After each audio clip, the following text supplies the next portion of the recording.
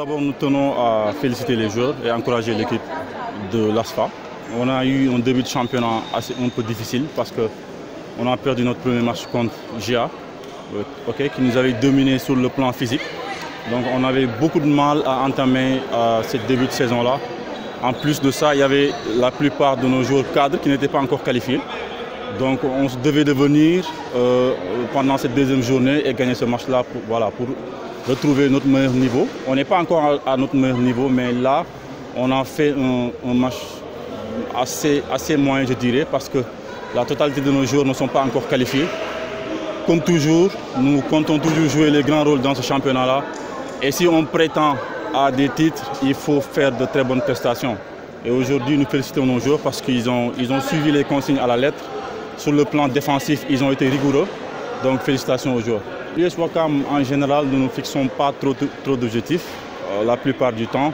Mais tout le monde sait que quand on fait partie des 4 grands, on se doit de faire de bonnes prestations et aller en demi-finale play-off. Parce que l'année dernière, nous avons été éliminés en demi-finale play-off et en demi-finale de Coupe du Sénégal.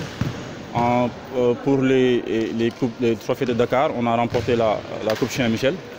Et on a été en demi-finale de Coupe du Maire aussi. Donc je pense que Ouakam reste toujours une équipe difficile à jouer. Donc cette année aussi, on va essayer de titiller les grands. Mais il ne faut pas se voiler la face. La Douane est là, le Duc est là. La Douane reste la meilleure équipe du Sénégal parce que depuis 5 ans, ils sont quand même champions du Sénégal. Mais ils ne sont pas imbattables parce que l'année dernière, nous les avons battus à 2 reprises. Et quand on bat l'équipe championne à 2 reprises, cela veut dire qu'on peut gagner le titre aussi. Donc on va dérouler et la suite, Inch'Allah, on verra. On a eu un départ quand même, 2 départs quand même, qui sont difficiles à remplacer. En l'occurrence, Pape Modou, qui est parti en Algérie, et Alfoussé Sall, qui est au Duc. C'est 2 scoreurs, c'est 2 machines. Alfoussé, à lui seul, il faisait 20 points en moyenne par match.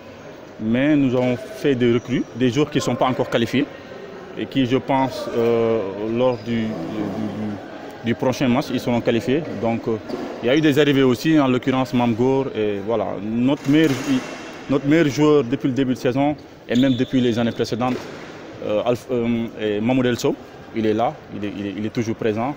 Je pense qu'on peut compter sur lui pour essayer de combler le départ de Pape Modou et d'Alfoussé Sall.